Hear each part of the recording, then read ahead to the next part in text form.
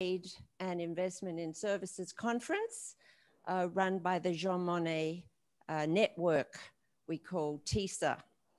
This is the final session in a conference which is themed around servicification. And so, of course, as our grand finale, we look at the implications for trade governance. And we have a very important speaker who is brave enough to take this topic into what I hope will be a fun and lively panel. Her topic is a new trade regime for the servitization of manufacturing, rethinking the goods services dichotomy.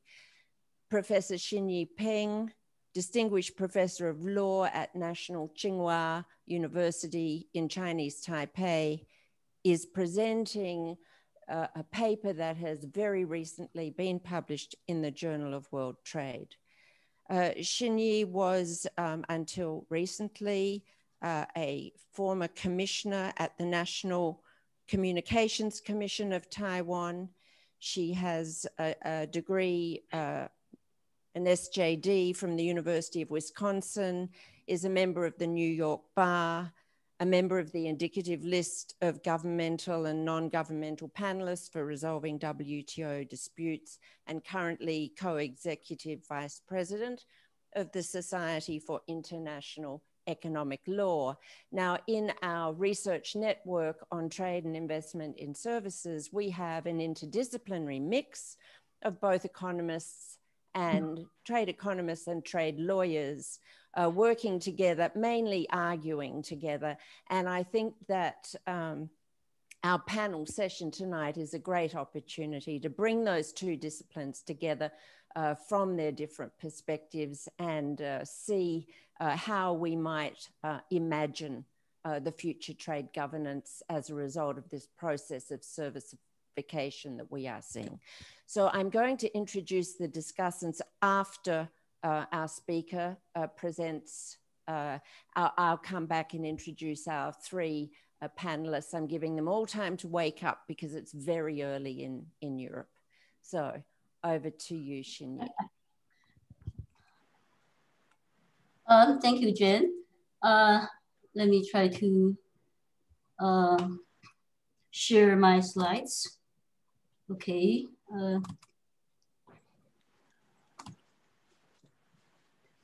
Can you see my, it's not working. Yeah. Okay. Can you see my slides? Yes. Okay, okay, great. Okay, thank you, Jen, for your introduction. Good morning, good afternoon, good evening, everybody, wherever you are. Today is my great pleasure to speak at this conference and to share the panel with the experts whom I admired and continually learn from. The following presentation will be based on my, as Jen mentioned, recent article. The main idea is to demonstrate the need for a new trade regime and to identify the possible steps toward feasibility. Moving toward the age of Industry 4.0, the increasing complementarities between goods and services lead to the questions regarding how the divided trade rules for goods and services will be applied. How does the servitization of manufacturing render such device problematic? And how do we treat goods and services together? Jen, our conference organizer, in her invitation, asked me to be provocative and try to stimulate discussions on this topic. But it's really not in my nature. As you know, that culturally speaking, Chinese people avoid confrontation and see disagreement as a negative thing. But certainly I agree that this is a very good opportunity for all of us to further discuss the issues. So I will try to be critical and I will try to explore the mission in possible migration to a new trade regime. Just very briefly, that early literature on the WTO examining in some detail the characteristics of services, right? As you are familiar, which generally consists of 4 features: intangible, heterogeneous, inceptible, and perishable. The characteristics-based approach, however, is outdated and losing its charm. For example, regarding the homogeneous versus heterogeneous distinction, in our daily life, in the real market, many tangible goods can be customized. Here, I think the automotive sector can be a very good example that the traditional automotive manufacturers are now transforming into a new mobility ecosystem, from a mass-produced goods sale business into a highly customized data-based service suppliers. So in other words, cars, vehicles are offered with many choices for variation. So I guess my main point for this slide is that we can easily find exceptions to each of these characteristics. In today's commercial reality, pure goods and pure services are diminishing in number. Most of the products, as you can see in this figure, sit at a point along this goods versus services spectrum, with goods services characteristics overlapping one another at certain points. And my main point is that in this context, just as the regulatory developments toward goods services converges in many areas of law, such as contract, criminal law, copyright law, competition law, the IEL, International Economic Law, is now faced with the challenges to survive the myth of the goods versus services dichotomy. Over the past decades, the policies and the regulatory frameworks have been trying to adjust, if not redesign, to address the structural changes in the industry. When goods and services become increasingly linked to one another as a complete package, such a regulatory convergence is rapidly expanding as we move toward the Industry 4.0. The concept of servitization is now moving toward to a new age, right? So the so-called Industry 4.0 might encompass technological innovations, including 3D printing, AI, IoT, big data, analytics.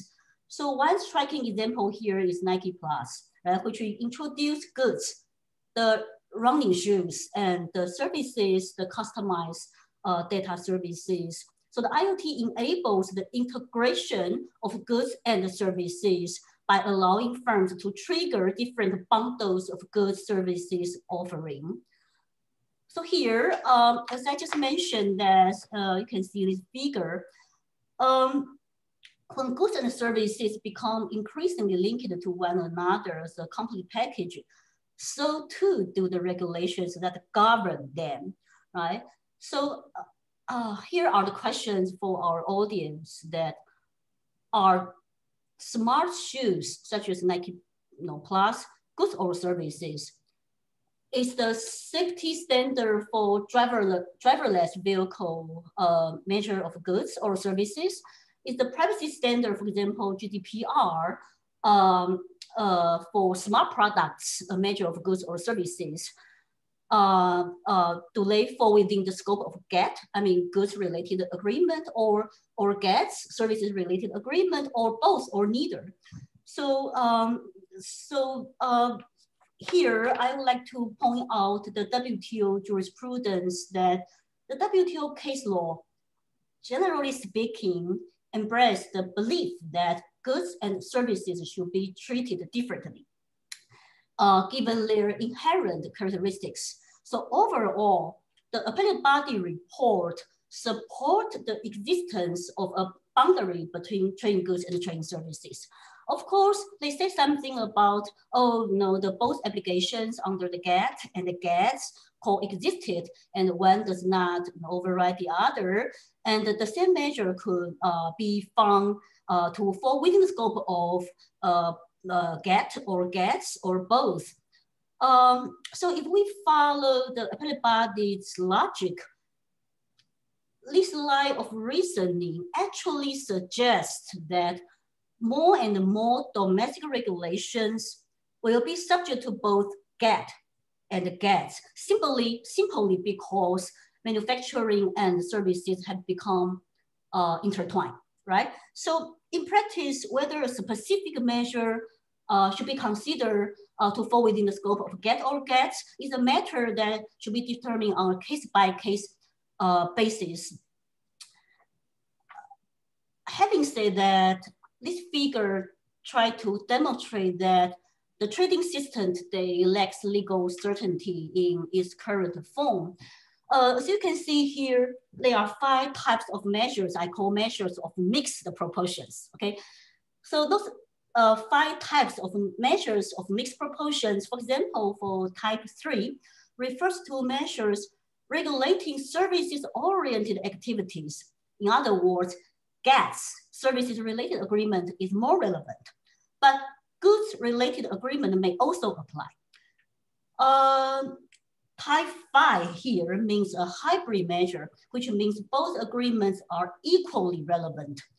So along the journey toward age of Industry 4.0, more and more domestic regulations will be subject to both GATT and GATS, where the 2 sets of agreements simultaneously apply.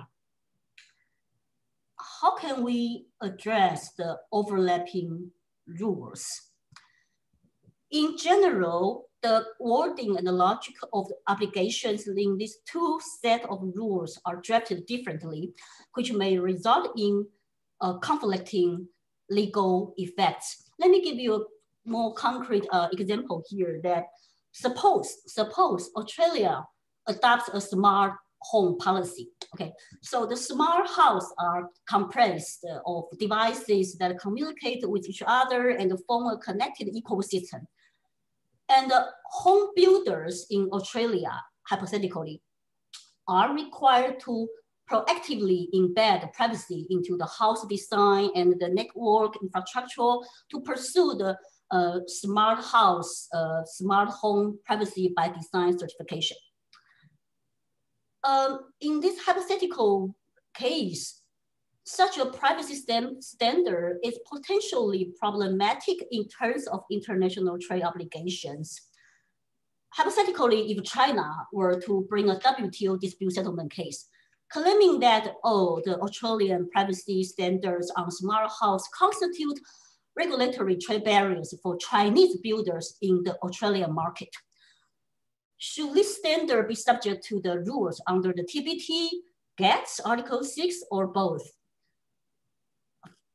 Following the approach of the appellate body in the previous cases, as I just mentioned, whether a measure in these disputes should be reviewed under the GATT or the GATS or both is a matter that can only be determined on a case-by-case basis, right? And considering the fact that the GATS lacks rules on standard, well, arguably because Article 6 of the GATS is still subject to the further trade negotiations, right? So considering the fact that GATS lacks sufficient rules on standards, the gap in the obligatory degree between the TPT and the GATS is substantial. So in this hypothetical litigation, Australia as the responding party would stress the service-oriented feature of the measures at issue, the privacy standard. While the complaining party, China, may argue that, oh no, the measures at issue fall within the scope of the TPT. So the tribunals will be struggling to determine which sets of rules should be applied to these hybrid measures. So evidently, silo-based systems trigger a great level of legal uncertainty and inconsistency in the application of the trade rules. So in my paper, I I try to argue that the foundation for applying a particular trade rules become increasingly unsustainable, and the asymmetry between goods and the services in trade rules generate uncertainty. And in my view, I think there's a need to explore new approaches that can enhance the legal certainty and the legal predictability. And the question is how. So here is the provocative parts, my out of box thinking. I try to explain the Mission Impossible migration to a neutral regime. And I try to argue it in three scenarios. The first scenario is I call status quo, that if we maintain the two silos without merging, how can we tackle the problems of concurrent application of two sets of trade rules? How do we choose between the two silos? Are there any approaches we can borrow from other areas of law, for example, contract law or criminal law? The second scenario is forward-looking. If we maintain the two silos, is there any pragmatic approach that can help bridge the differences between the two silos? I trust that our discussions will have much to say on this in this regard. So what are the positive lessons in terms of the convergence of goods versus service governance from experience from, for example, the regional trade agreements? So this is my second scenario. The third scenario I call is evolution toward revolution. This is the crazy part that out of box thinking, if we attempt to break down the two silos, is it really that unrealistic? At what point will the evolution turn into a revolution? So I will proceed with these three phases in turn. The first scenario, choosing between the two silos. One possible direction, as I just mentioned, that is to create guidance for the characteristics-based approach. I just mentioned that servitization of manufacturing has posed challenges in many areas of law, right? So maybe we can borrow the experience from other subfields of law on how to tackle the problems of concurrent application. So here, the United States Uniform Commercial Code, the UCC, may serve as a useful reference here, that Article 2 of the UCC entitled Sales applies to transactions in goods only. But the ACC became effective more than 6 decades ago, right? So in recent decades, one controversy is about whether Article 2 should be applied to hybrid transactions, which means the mixed transactions that involve the sale of goods combined with services transactions.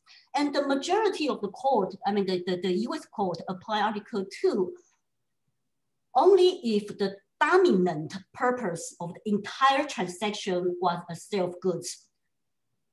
In other words, the so-called all of nothing approach has been applied. That once the court determined the predominant factor of the contract, either the whole transaction is subject to Article 2 or none of it is governed by the UCC at all. So, for example, if the contract is about hiring an artist for painting, it is a contract, service contract with goods incidentally involved. On the other hand, if it is a contract about the installation of a water heater in a bathroom, then it is a goods contract with labor incidentally involved. The second scenario is bridging the two silos. And in this regard, I would like to point out that there are some positive lessons to be learned in terms of convergence of goods services governance from the experience of the RTAs. One striking example is the definition of digital product under the TPP and the USMCA. In both agreements, the parties define digital product in generic language, which is applied neutrally. Okay, so both agreement clarify the definition with a footnote, indicating that it should not be understood to reflect a party's view that digital products are goods or services. So arguably, such approach to a large extent relieve the pressure from the debate about the classifications of the digital products. So to be brief, that although the CPTPP and the USMCA largely adopt the goods versus services split, but small and significant steps toward a horizontal framework have been taken in the two agreements. Finally, breaking down the two silos, I try to say that in any event, despite that some steps taken for neutral generic rulemaking, well, in my view, the key questions remain. That is, what should be done to address the inconsistency between the existing GATT and GATS? It appears that the progress today is not sufficient since there is a structural dimension to this goods versus services problem, right? Many issues remain open with regard to the application of the existing rules to the hybrid measures. It remains difficult to predict how the domestic regulations will be treated. So I try to argue that the current regime calls for further reforms to address the issues arising from the goods versus services convergence. Of course, political challenges cannot be underestimated. However, is it possible that at some point, can we imagine that the technology and the market will herald a new phase in the evolution with a shift from vertical to a centralized horizontal cross-cutting legal framework, IEL framework? This figure tries to represent a shift in thinking that, in my view, mirrors the way in which market and domestic regulations actually operate. Given the self-evident dynamics of the digital transformation, political interest in moving away from the increasingly outmoded vertical silos may increase over time. So perhaps eventually in a dynamic, ever-changing process, the servitization of manufacturing require effective zoning of the WTO agreements, which will lead to the merger of the two parcels, goods parcel and services parcel. So just to conclude that, I'm thinking that if the legal silos are disappearing in the context of domestic regulations, domestic legal framework, why are we still embracing them at the international law level?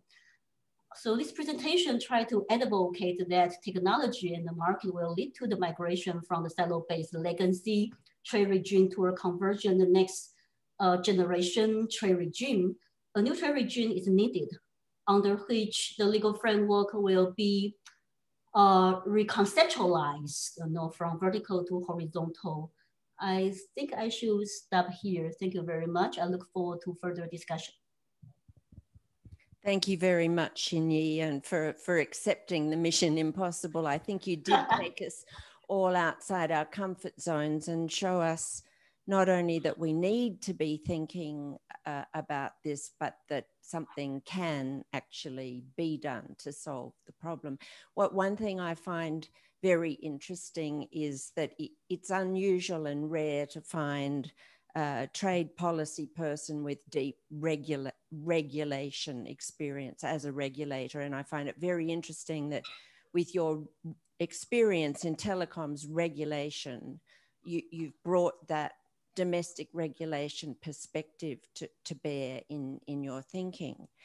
So we have three discussants who will take issue with you probably on everything or agree with you. Let's find out. Our first discussant is Dr. Lucien Chernat. He's there based in Brussels.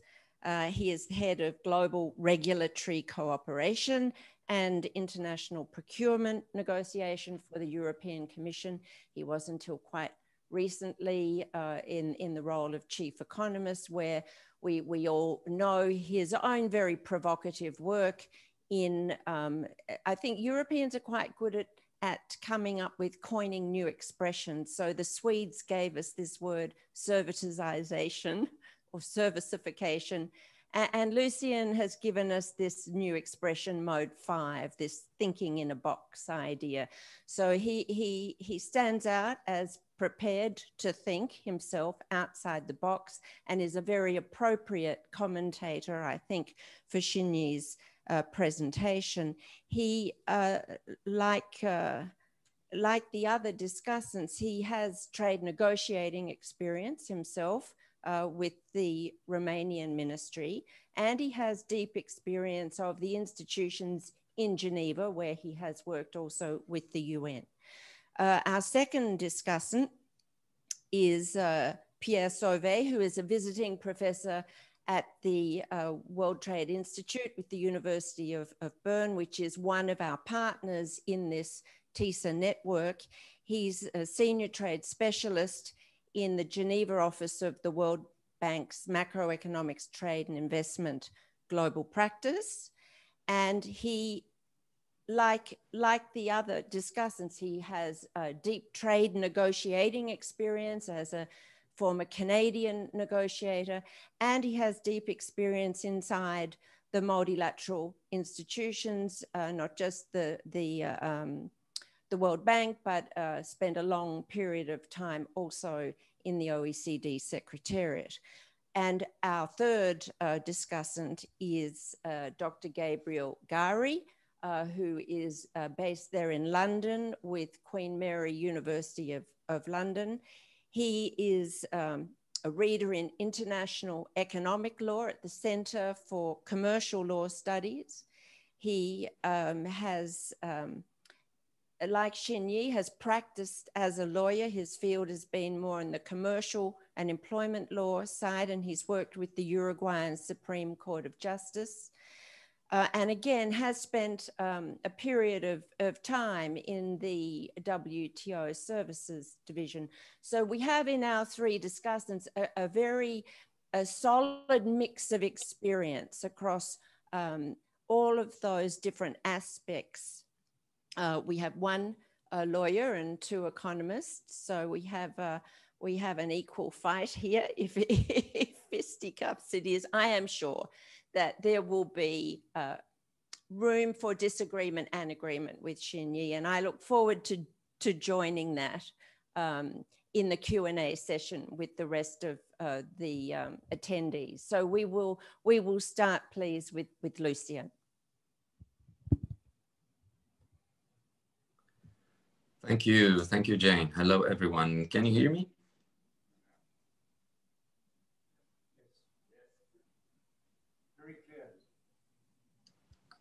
So I assume that was a yes. Yes. I don't hear you very good. Yes. Okay, very good. Well, hello, everyone. I won't say good morning or good afternoon. We're all in very different time zones, but I think we all have a very important thing in common. If it's not the time zone, is the belief that we are at a juncture in many respects, including in terms of the future of the WTO. And I think we couldn't find a more timely moment to discuss among ourselves one of the, I think, most important challenges for the WTO to remain relevant in the 21st century. And this is what I found extremely fascinating in Xinyi's paper, the ability to lay out very clearly the growing importance of the overlap between services and goods in the real life, but also the overlap which she so eloquently illustrated in the rulemaking, which brings us to the first conclusion, which I would like to endorse and fully agree with one of the conclusions of the paper, which is that we need to change the rules, to be very blunt. We need to change the rules because they're antiquated. I'll give you one little task. Try to Google. Don't try to Google your shoes yet. We will be able to Google our shoes if you don't find them very soon. And I think with Nike Plus, you can probably try to Google your running shoes if you don't know where you put them yesterday. But now try to Google something else. Try to Google an image of a typical computer in the early 90s, because it probably on such a computer, I think Bill Gates still had pimples, actually, those days. Try to Google an image of a computer on which the current rules, GATS, the Custom Valuation Agreement, my most favorite rule book in the WTO, have been written on. It was probably one of those computers. If you Google won't lie to you, it'll give you a very good image of where the state of technology was in the 1992 or 1993, just before the Marrakesh Agreement, when many of these, the Bibles of the WTO have been written. And try to Google now, just say Internet of Things devices, or just say 3D printing, or just say embedded software, or as Shini said, try to see what's the value of embedded software in a normal car. Don't Google the autonomous car, don't Google Tesla, because then you would get probably too much of a services content. Just try to Google a normal car. See how much services content is in that product, which is, as Shini said, subject to probably an overlap of rules. It will, if it crosses borders, it will be subject to GATT rules. It will pay custom duties. It will be subject to conformity assessment and homologation or certification, crash testing, the kind of things that now I'm in charge of. We will want to make sure that that car is safe for you in the kind of nuts and bolts and the plastic and the steel that is made of. We may also very soon start to check whether the car is safe for you in terms of the data that you are actually going to put into the car. You will have to put lots of personal data into the car, and the way in which that data is processed will probably be subject to new standards, regulation, norms, and legislation. And then it, in a way, because the car might be connected and because it will require services, and those services will cross borders, will also be subject to GATS rules. And this brings me to one other point that is very clearly made in Shini's paper, which is she made a very solid, very robust case that there are good reasons why the current rule book allows for a coexisting and an overlap of rules applicable to the same hybrid product. A car is a hybrid product. It has a lot of services embedded in it, plus the steel and the plastic and the wires and the tires. But my main issue with the real life problems, the kind, if I were to put myself in the shoes of a businessman, I'm not sure I would complain about the fact that my product has to comply with two different sets of rules. One is called GATT, the other one is called GATS. I might not even know these acronyms. What I would be probably most annoyed by is that I have to comply with different rules, and I have to comply with inconsistent rules, and that I have to probably relocate production, and I have to change my supply chain simply because when I have to put services in a car, I will be impaired by those rules in order to give you, the customer, the best car with its services attached to it. And why is that so? Well, my favorite example is the one from the Custom Valuation Agreement, which again, it was either written on a typewriter or on the first generation of personal computers that Bill Gates has probably produced those days. And it says that when you put services in a product, those services have to pay custom duties. although you probably just exported them under mode 1. So digital services will have to pay duties. One could even take it to an extreme and say that the value of a product, and there is jurisprudence apparently leaning towards that, the value of a product, the way you value a product for custom duty purposes, will have to include all the related services that you may actually consume while using the service, the product. So imagine you would probably have to pay duties on that functionality of your car, which says, well, if you have a crash, the car will be connected to the internet. It will have this SOS sort of rescue function, and that will probably be through a server, maybe even a third country. Different manufacturers have probably centralized these services in a particular data center, and then the rescue service will be notified automatically and they will save your life. Well, you will have to pay custom duties to save your life, because probably now the value of the car has to include this additional functionality. That value of that functionality has to be included in the custom value. I could go on for more than the time allocated to me to illustrate to you the inconsistency of the rules. But I think to conclude on Shini's paper, it's really not much I could disagree with.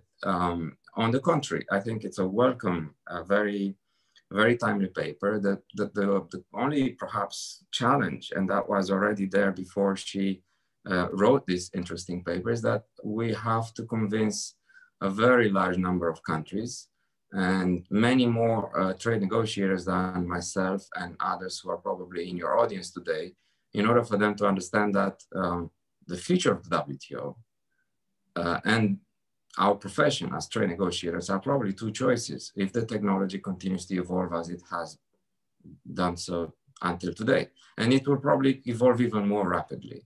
The number of connected devices will increase exponentially. It will be billions of devices that will be connected.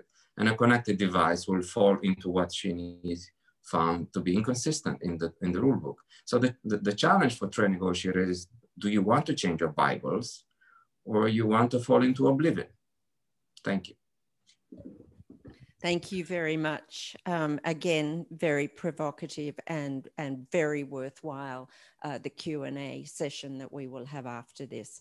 I'm going to turn to Pierre. Pierre is one of the most forward-looking thinkers in trade policy. We've discussed this topic over maybe even a decade.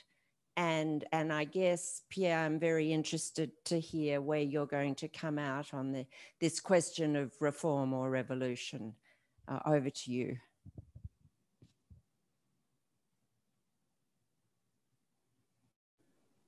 Thank you, Jane, for your kind introduction. I'm going to vote for oblivion. And be a bit of the analog dinosaur in this digital ecosystem, if you want. And it's not, I take this view not because I'm opposed to revolutionary change in trade rulemaking, but perhaps at my advanced age, my views are informed by the challenges that attempts at revolutionary change typically entail. And therefore, my belief is that we're going to see incremental evolution in trying to strike down silos between goods and services, but not necessarily in the manner that Xinyi calls for in her paper. Let me congratulate her to start off with for writing a very stimulating paper. It was very thought-provoking. I sit on the editorial board of the Journal of World Trade, and I was actually one of the people who said, please publish this. This is an excellent piece of work. Even if I disagree almost fundamentally with the conclusions. But it's an important contribution to a debate that, as Jane has said, has been going on for a while, and on which there are a variety of views. And we have to keep that debate open, because the reality of technological advances and the reality of advances in rulemaking, not so much multilaterally, but within preferential confines, keeps challenging us to have a forward-looking perspective on things. This is also a topic on which Jane and I have had robust exchanges over the years. In diplomatic terms, we would say we've had open and frank discussions, often agreeing to disagree, but always debating on the merits of the issues and always in an intellectually, I find, stimulating context. Let me argue, advance some arguments why I think the sort of revolutionary changes that both Lucian and Chenyi seem to be calling for are unlikely to materialize anytime soon. I'm an economist, and I take a very sort of political economy perspective to these issues. My first line of defense is a very simple one, and it's a counterfactual one. If the case for normative convergence between goods and services rulemaking is so compelling, as we heard from Lucian and Chenyi, how do we confront the reality of a complete lack of demand for such change in the trade negotiating environment? There is no one really advocating this movement multilaterally. And even if you are a careful student of preferential trade negotiations, you will see very little evidence of these ideas being taken up in the context of how services rules are framed. There is a very lively and very fruitful conversation going on in terms of normative convergence between goods and services in other areas of rulemaking, for example, investment or regulation to some extent. But within services rulemaking, very little proof that these arguments really have sort of tangible political traction in negotiating circles. So how do we explain? How do we explain the behavior of trade negotiators, their indifference to this debate? How do we explain their path dependency in sticking with the silos? Is it because trade negotiators lack imagination? They're just not very innovative people. They're very precautionary in their nature. That may well be one of the reasons. Or is it because they feel that perhaps this journey is either not feasible in political terms, which seems to me very likely, or perhaps unwarranted? And there's an element of that as well. Let me try to develop some of these ideas. Chenyi is absolutely right, and I would be the first to admit that the blurring of lines between goods and services resulting from digitization is a reality we're going to have to live with. And it complicates things. It makes the dividing line in terms of rules more challenging to detect than in the past. But I would argue, honestly, that this is still more an exception than the norm. And rules are not made on the basis of exceptions, even if the universe of exceptions is rising to some degree. But a good remains a good, however, whatever the value of services that are embedded in it. When you purchase a car, you're purchasing a car. And if that car crosses a border, it will still be a good subject to GATT disciplines. In the same way, if you buy a painting from an artist, you're purchasing a product, a good, subject to GATT rules if that piece of art crosses a border. If you ask an artist to come and paint a mural in your country house in Tuscany, you're purchasing a service from an artist. So there are significant differences in the nature of the activities that we have to pay attention to in trying to resolve these differences. And my view is that the WTO adjudicating bodies have really more or less gotten it right so far in advocating a case-by-case approach, in looking at the specifics of the transactions, their nature, their temporariness. Those are the criteria that you have to use in determining whether the GATT or the GATS or both agreements apply.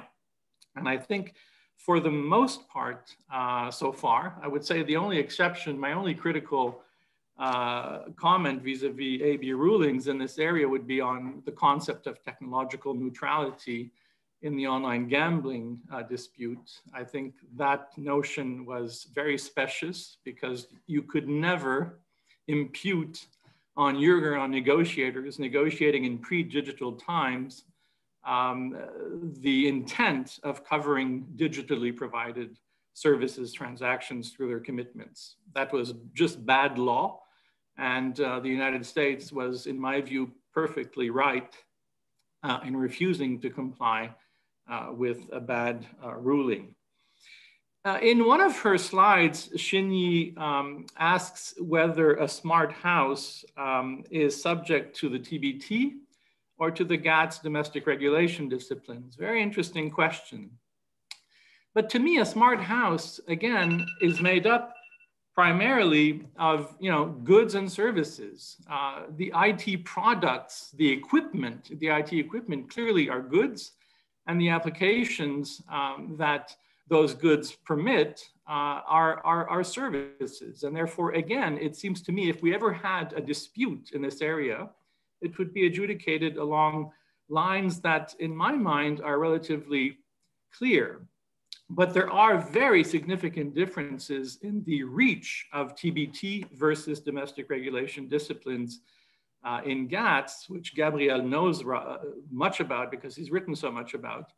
And we know that the political market for deep disciplines on domestic regulation and services that would be tantamount to what we see in the TBT, notably on the issue of necessity, is nowhere near. So you have a fundamental difference in sort of approaches to domestic regulation and to regulatory sovereignty, far greater sensitivities in services that have translated in very weak disciplines in services. And if you're not convinced by these arguments, just go to today's text on the domestic regulatory disciplines that are being discussed in the joint statement initiative, in the plurilateral discussions among like-minded countries.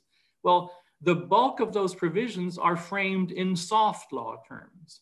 So we're very, very far from the logic of the TBT. So there is here a convergence difficulty in terms of the depth of commitments and the depth of rulemaking, which seems to distinguish goods from services. I finish with one final observation, and it relates to slide 18 in Xinyi's presentation, where she maps the universe of what a revolutionary regime would consist of. And there's one very important element that is missing, and that is market access. You don't put market access in that column, perhaps because market access, which is essentially about how we discipline quantitative restrictions to trade, are fundamentally different between GATT and GATS. They are prohibited by definition under GATT, and they are completely admissible and in fact everywhere found in services, because that is how we regulate the quantum of competition in services markets. So here again, on a fundamental principle of norm making, we have differences between goods and services that make uniform rulemaking very difficult in practice. So for all those reasons, I could add more on trade remedies. Just in the wake of the COVID crisis, there has been a tsunami of state support to service industries, to the airline industry, to the hospitality industry, and so on.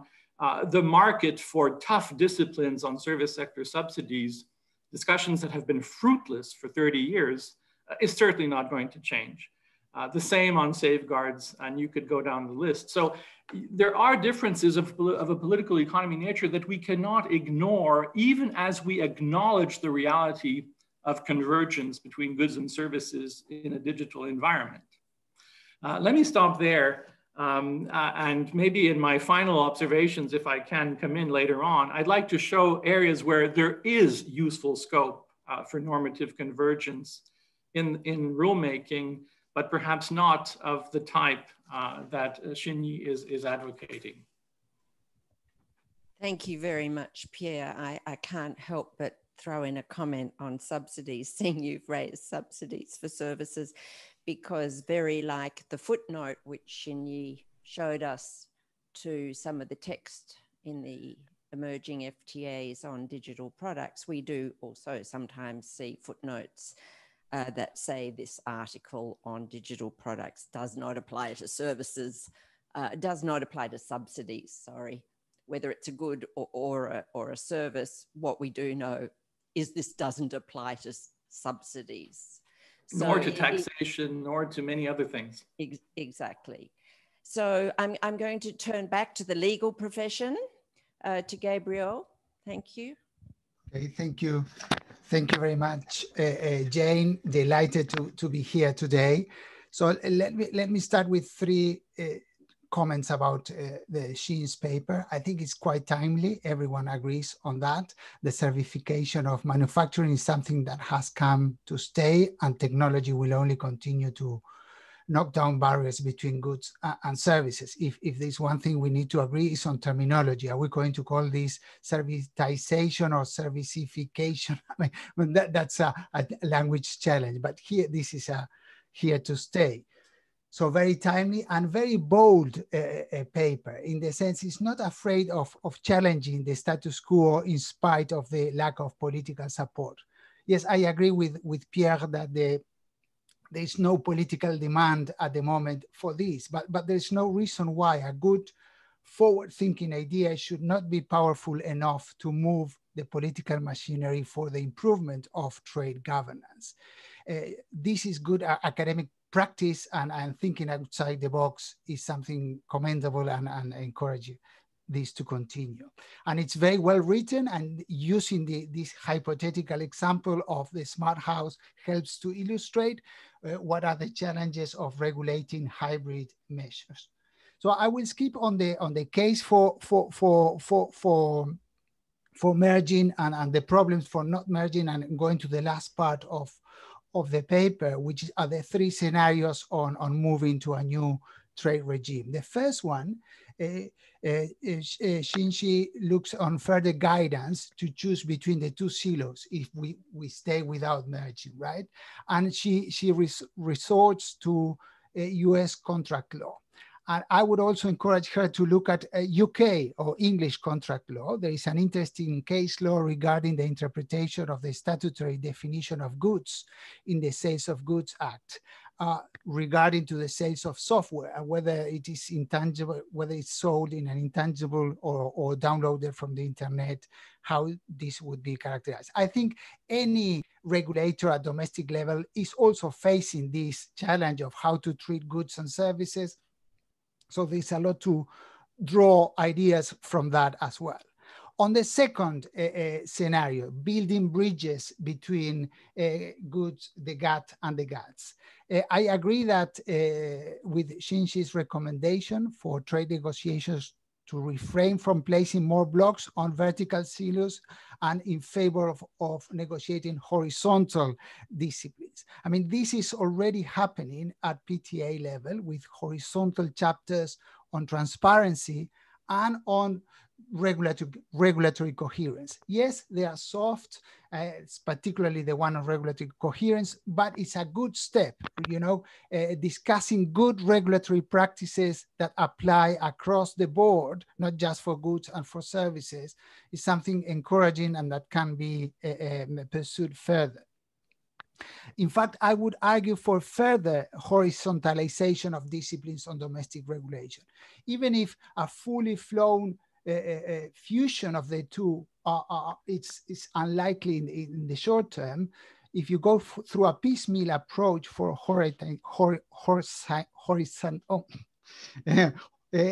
horizontal disciplines on domestic regulation is the way forward. There's no reason why we should have such a different approach for this strong disciplines on goods such as TBT and SPS and very weak disciplines for trading services, apart from the resistance, of course, of regulators to admit this. But from a policy perspective, there's no reason. And we have increasing number of standards on trading services. We have increasing policy measures on the digital area that are affecting digital trade that are claiming for quick and immediate horizontal disciplines on domestic regulation at the risk of fragmenting the digital market. And another thing, that disciplines on domestic regulations are not trade concessions per se. So it should be less contentious to secure conversions on this matter than on national treatment, market access, or most favored nation. And I'm going to expand a little bit more on this.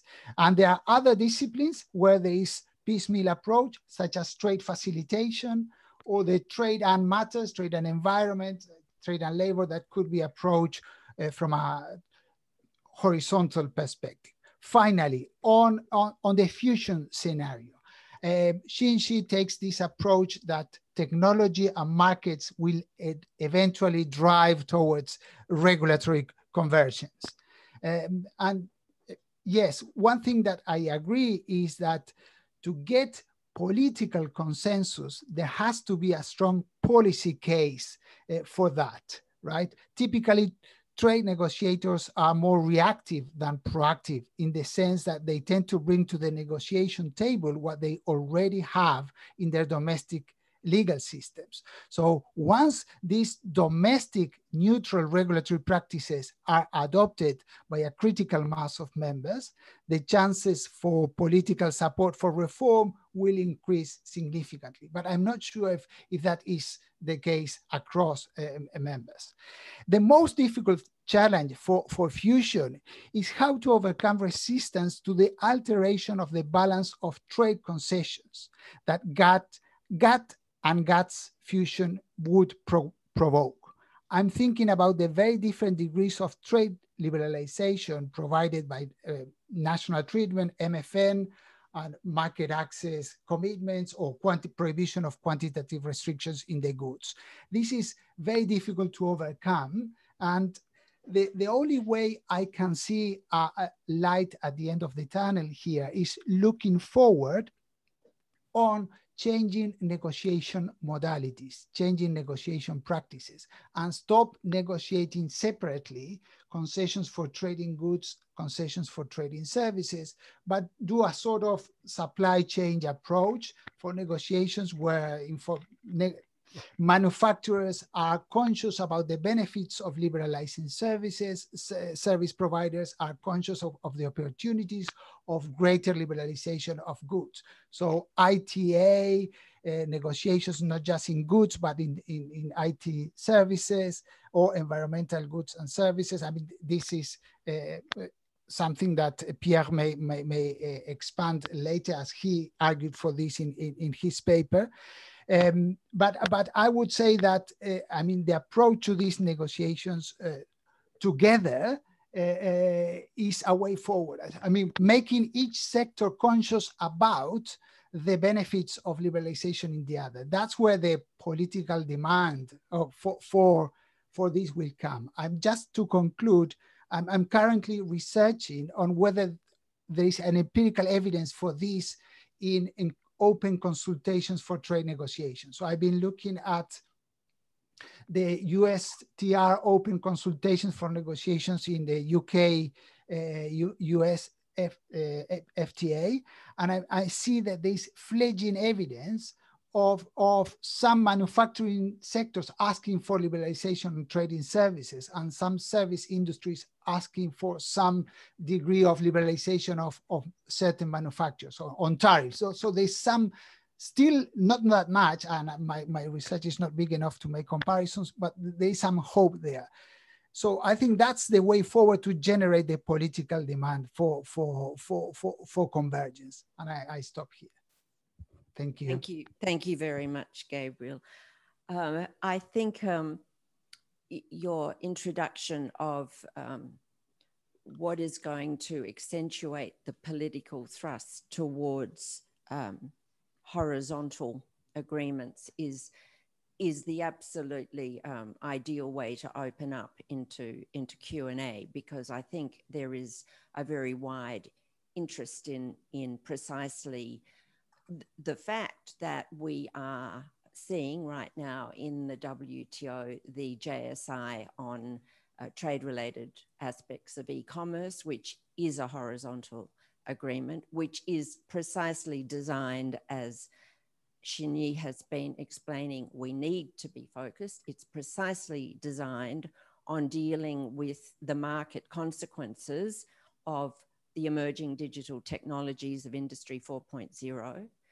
That agreement does seriously risk overlapping with aspects of the GATS, depending on how certain issues are handled. One of those issues being data flows, and another one being, I try not to say the expression digital products when I have someone from the European Commission in the room with me. So let me instead just mention, and I'd like to ask all of you, all four of you perhaps, to comment on this, that the question really is, how might things change once we have this horizontal agreement on e-commerce? Might we suddenly all see that Xinyi has been right all along? The reason what I want to suggest is 10 years ago, we saw the manual redrafted on how to measure trade and services. And so for the first time, we had the boundary was a little bit more flexible with goods. And we had that word products introduced, knowledge capturing products. They're precisely all those things which Xinyi showed us in CPTPP that get called digital products. But in that UN, IMF, WTO document, they are called knowledge capturing products. And we also see now in 2020 in the new draft handbook from the OECD, the IMF, the WTO, UNCTAD, on how to measure digital trade, we see that word products covering both goods and services. And we see a very different, this is only draft and countries haven't signed on to this yet, but there is a very definite sense that the border between what is a good and a service comes down to digital delivery. If it's a good, it cannot be digitally delivered, is the only residual definition I find in that handbook. I mean, it's difficult to get on top of everything in that handbook. But my feeling is that as we really develop the new governance around digital trade, we're going to see that we have to move to a much greater fusion, as Gabriel calls it, convergence, perhaps as more the word Lucien used. But I'm very fascinated by Xinyi's paper, because I think she's actually shown us more examples than we've seen before of where the blurring is causing uncertainty for business. And I do actually think that there is going to be some business-driven thrust to more horizontal agreement. So there's a question for all of you. Do you think that the JSI on e-commerce has the potential to change the way we think about this boundary between goods and services?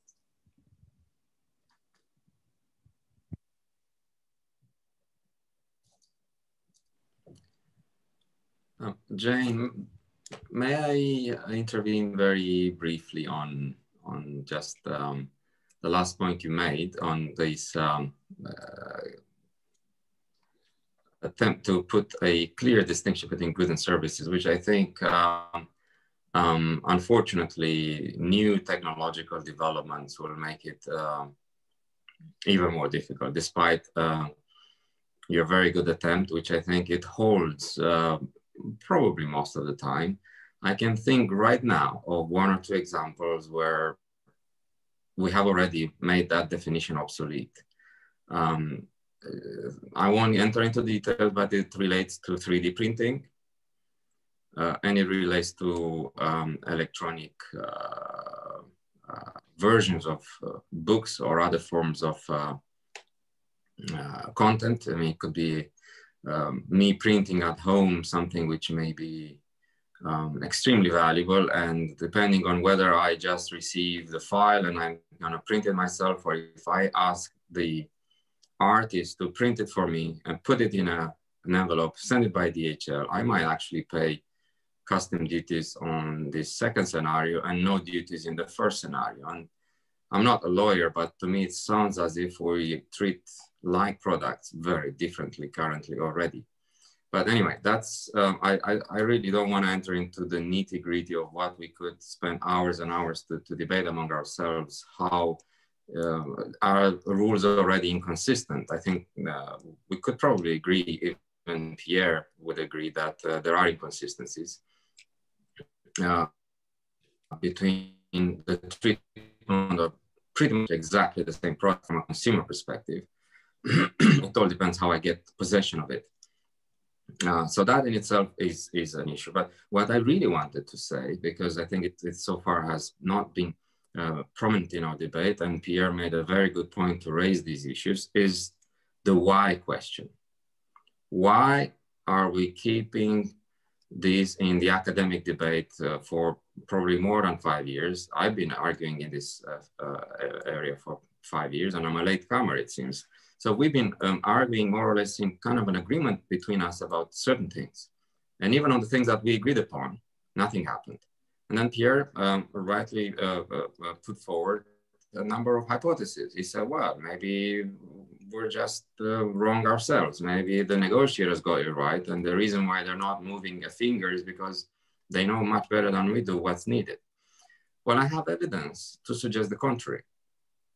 I have evidence from our own European context where at the end of the day, I think a public servant like myself has to respond to the demands and to the legitimate requests of our citizens, the taxpayers, in particular businesses who rely on trade policymakers to enhance their ability to engage in global supply chains, to facilitate global trade, on which again, I'm sure we all agree.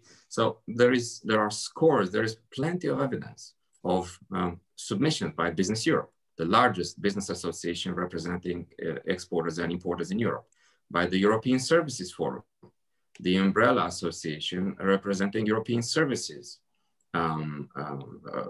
firms, by many other sector associations who did say, we would like to see a revision of the rules. Why it didn't happen? Well, it didn't happen because there's a problem in Geneva. And the problem in Geneva, since we're among friends, I think I can be very open, although none of you will be surprised. The problem in Geneva is that we cannot agree on any change of any rule. We haven't been able to do so for 2 decades. And therefore, nowadays, those public officials and trade negotiators who are accountable to their businesses, they take a different route. I've been engaged in the last year or two with UNCTAD and with the Brazilian government on a reform of their domestic taxation system, which will, in the end, if it succeeds and if it goes through the Brazilian political system and becomes law, it will be tantamount to a duty drawback on services, no matter how imported or exported in Brazil. Did Brazil say anything in Geneva about the fact that they're dissatisfied with GATS, the fact that in reality GATS doesn't even offer real market access, because many of the GATS members, in reality, their domestic rules are far more liberal than their commitment in GATS? Did Brazil say, well, I don't like the media carrier decision because it's really antiquated. We talks about CD-ROMs. I mean, nobody talks about CD-ROMs anymore. Now we're talking about cloud computing and that sort of thing. No, Brazil didn't say anything in Geneva, and rightly so, because it would have probably been a waste of the Brazilian chief negotiator's time to convince to other countries to agree. They took the unilateral route, and rightly so. And most likely many other countries will take a unilateral route or a bilateral route to respond to a legitimate business interest and to actually allow their companies to put services into products, make them their products more sophisticated, because that's how you remain competitive in the market, instead of taxing them with the rules written in the mid-90s. And to conclude, I hope it's not going to be perceived as shameless self-promotion. If trade negotiator would be sensitive to economic assessment, to economic evidence, like the ones Pierre, myself, and many others could produce, they would realize that liberalizing embedded services would actually bring economic value to their jurisdictions, the ones they're supposed to promote in Geneva. But that kind of dialogue has not been very fruitful so far, maybe because the economists didn't make a convincing case. So I think, I'm sure the blame is on us.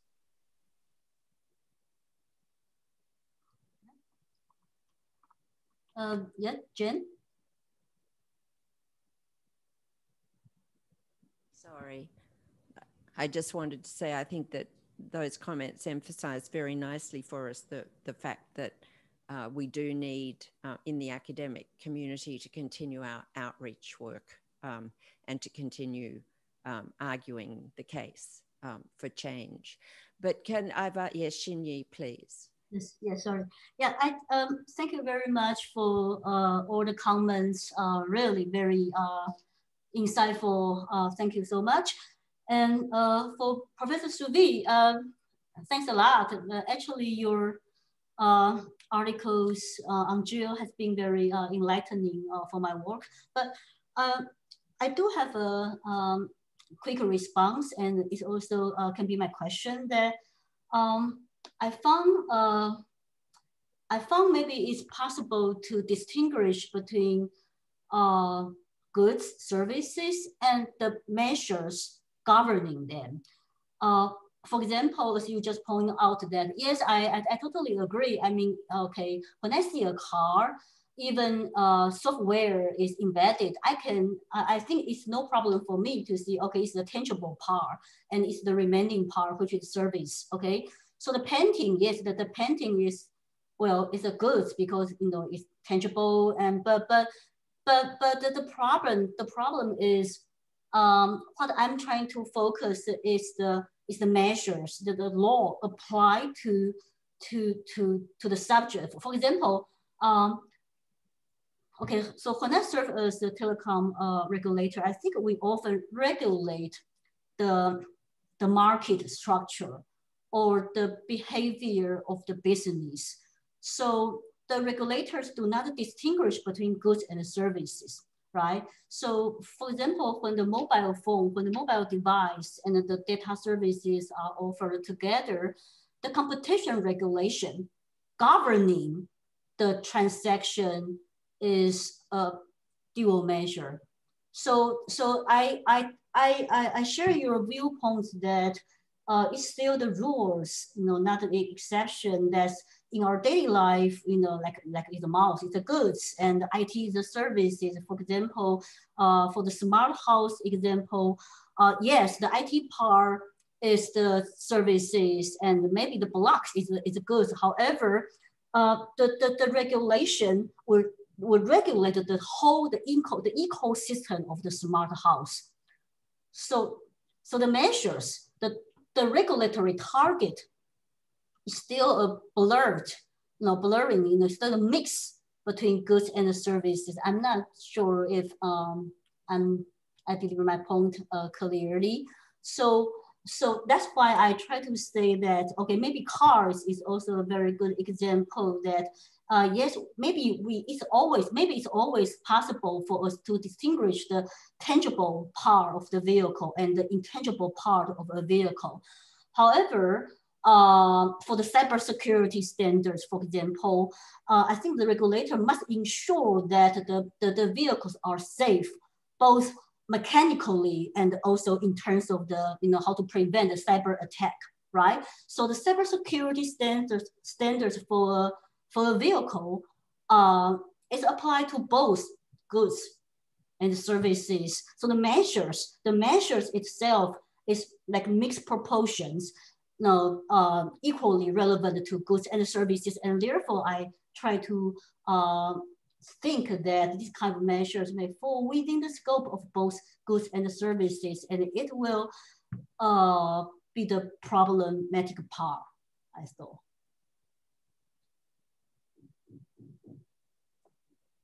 Xinyi, Pierre and Gabriel, do you want to respond on your views as to whether you know, the digital trade governance might shift us in Chinese direction. I'm hoping there might be some questions from the wider audience too, so please do use the chat function. Pierre, do you want to come in? Yes, very briefly. I too would like to hear if there are any questions in the audience. I'm always leery when we do these kinds of events that we talk to each other and not reach out to people who are in the audience who are experts as well. But one very quick observation, just to support Gabrielle's quest and call for a different negotiating software. This is what is lacking, I think, in the WTO, and this is where, in trade negotiations more broadly, this is where the silo approach prevents us from exploiting the synergies that ongoing technological realities are creating.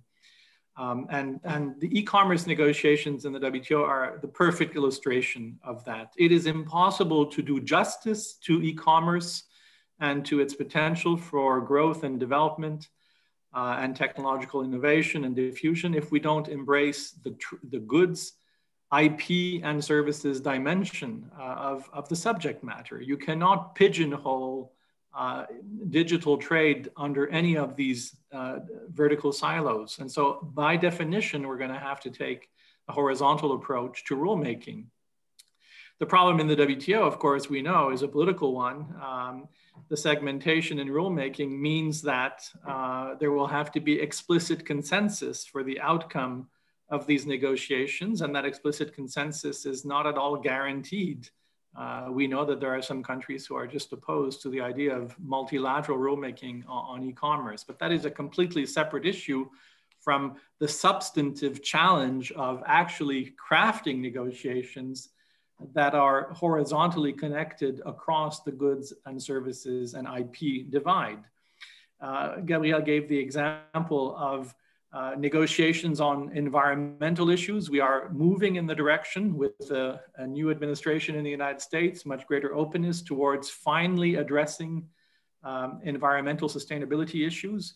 And that will provide a very good opportunity to revive the environmental goods agreement negotiations and to extend them to services. Why would we not define a perimeter of both goods and services that are together contributing to more sustainable livelihoods? So these are very pragmatic examples. Why don't we have a services complement of the ITA? There's a whole universe of IT services that did not exist when we negotiated the IT agreement, the ITA, that now call for liberalization, market access negotiations on, again, a perimeter of products. Why is it so difficult to do that? Investment, another issue where we are negotiating on the fringes. Investment facilitation is all nice and cute, but it's not the core of what drives cross-border business activity. There has been a fundamental rethinking in recent years of what investment treaties should be about for them to be more balanced and less contentious. Why can't we embed a horizontal set of investment disciplines way beyond investment facilitation that would, again, cut across the goods and services divide? So these are examples of approaches to horizontal rulemaking that we need to be advocating that would chip away bit by bit, area by area, at this siloed approach to rulemaking.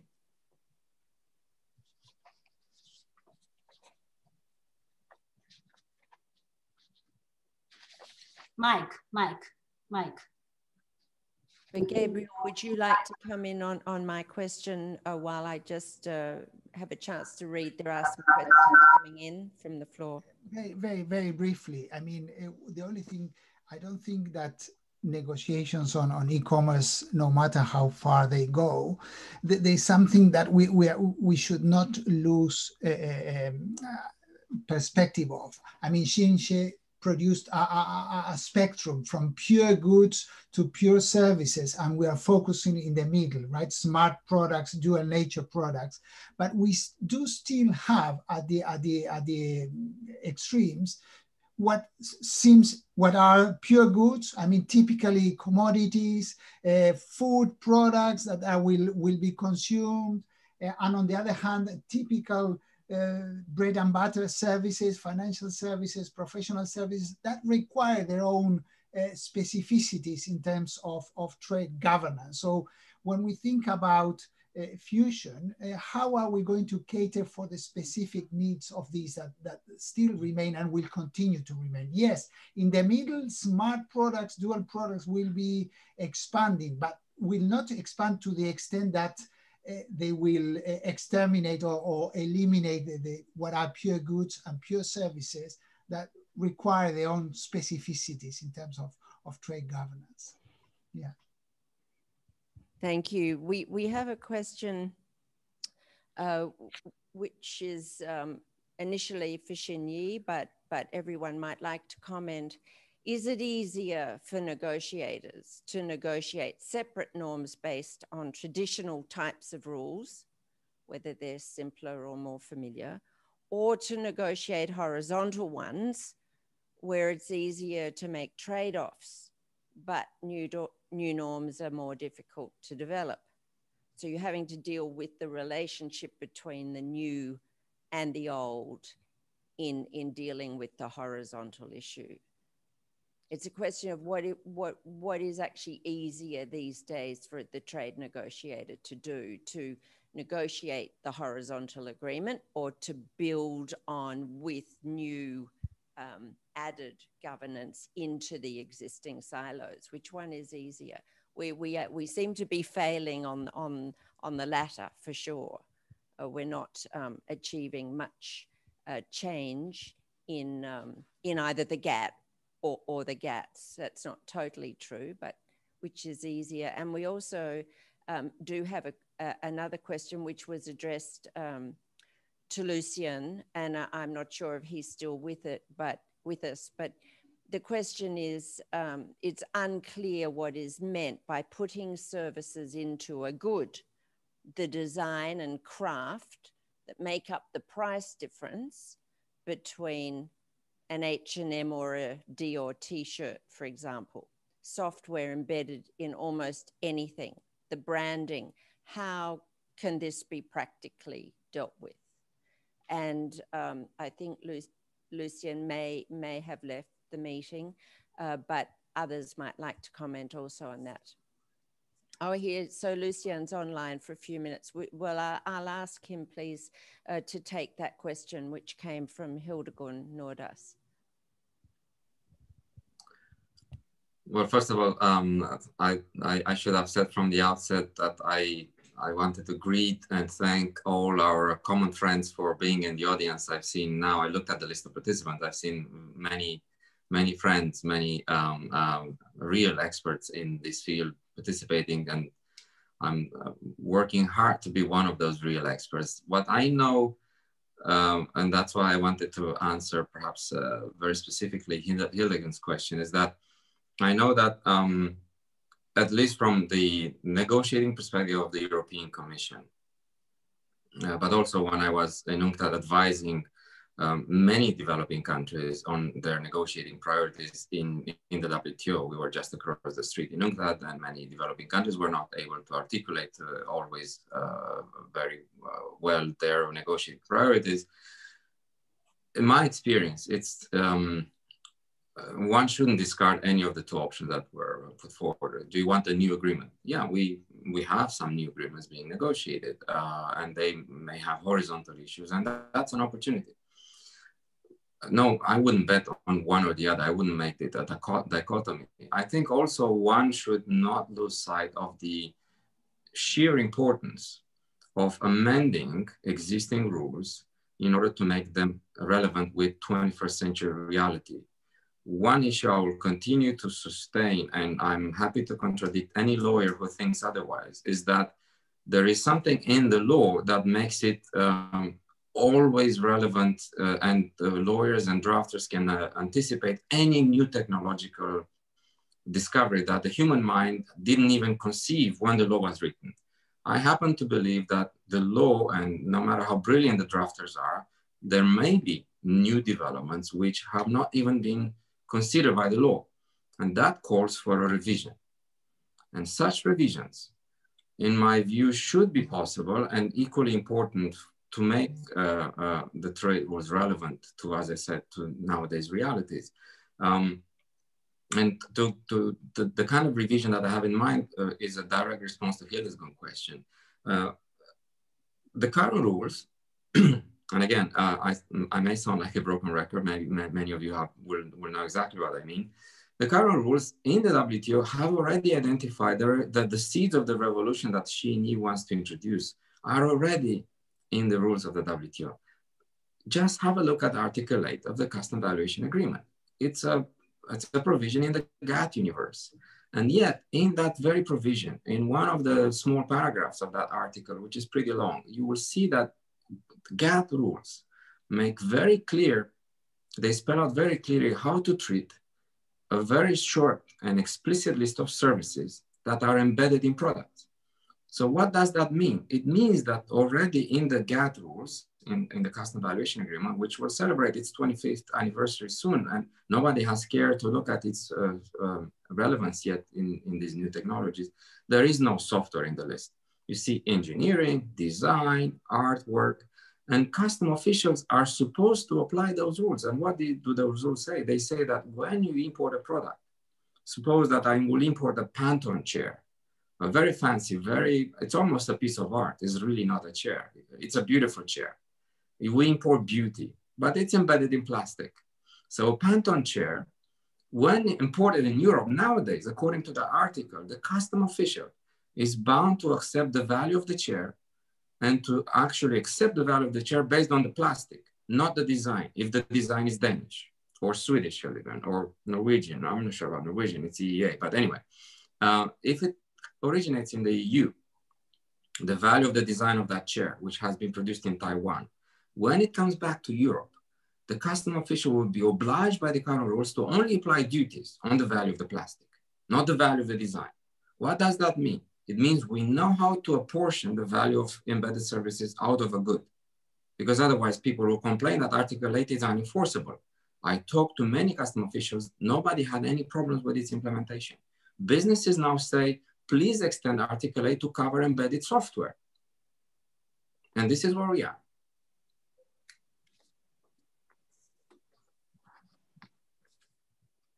Thank you.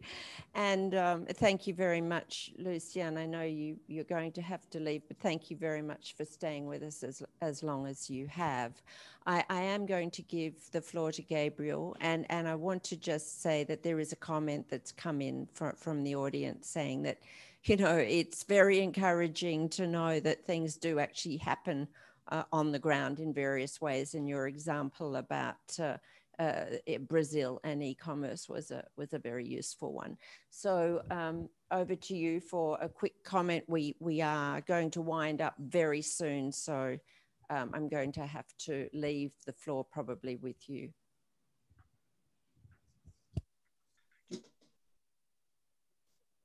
With me, Jay?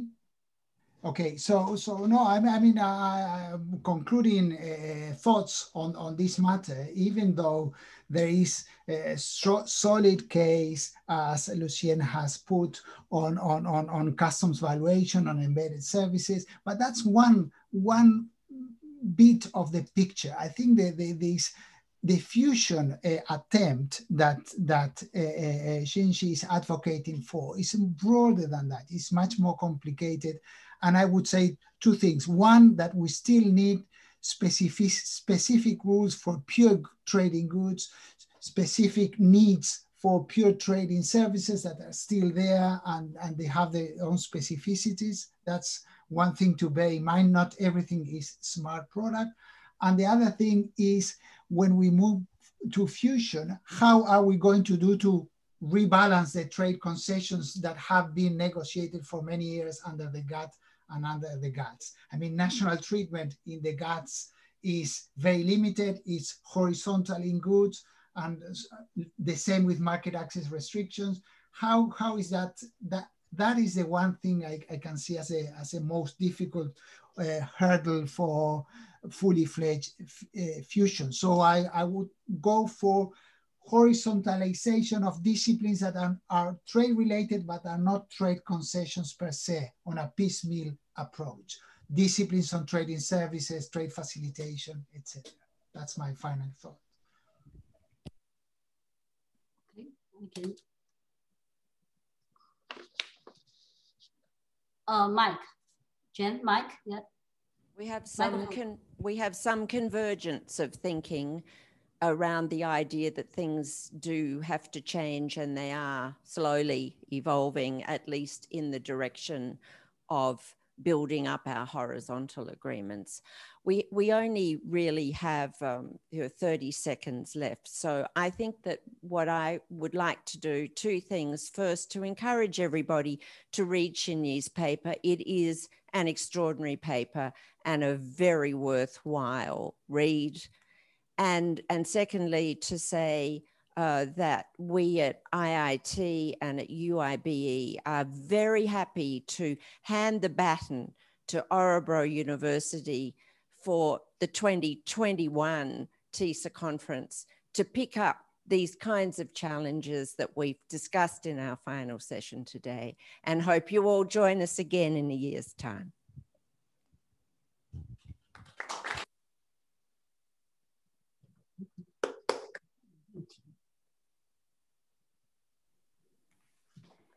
Thank you, Jane.